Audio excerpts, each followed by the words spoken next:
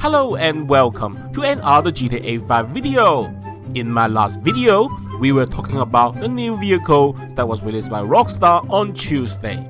Today, we will be talking about the vehicle that hasn't been released by Rockstar and what I think about them. You can also get the information too. Link is in the description. First, I would like to talk about the Unreleased legendary motorsport vehicles. There will be two vehicles, the Canis 3-Color, which seems to be an off-roader, and the Anus Stanford, which looks a little bit like the old type of London taxi.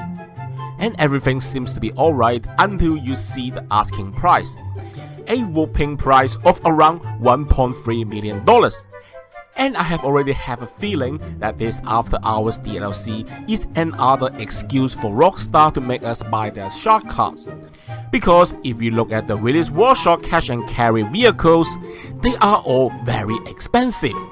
From the Menacer, that is just another nice shark with a machine gun at the top that is very likely you need someone to take control, to the Scramjet, which is basically a car that costs around $3.5 million even at trade price.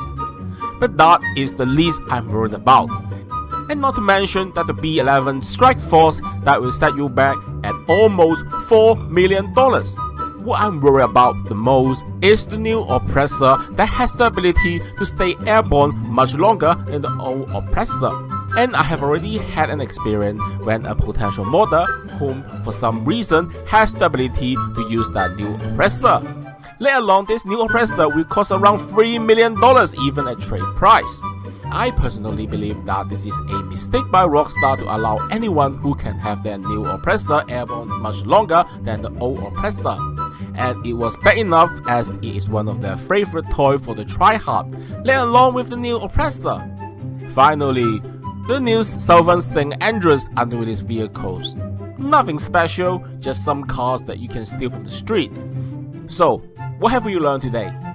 Well, we know that this After Hours DLC is very expensive. Don't get me wrong, I do enjoy it, but I have spent around $8 million on the nightclub alone. And in my last video, we have already spent around $4 million. And if you add all the new release vehicle together, which I personally believe that so far only the Scramjet, the new Oppressor as well as the B11 Strike Force is worth buying, the new unreleased vehicle will cost you a massive $15.5 million. That's the cost of upgrade as usual. And if you add the cost of the nightclub as well as the vehicle that was released by Rockstar on July 24th, 2018, we are talking about the spending of at least around $27 million, plus the upgrade as usual. And that is a lot of money. A massive win for Rockstar, as I'm sure that there will be people who will buy the shark card for their expensive new toy.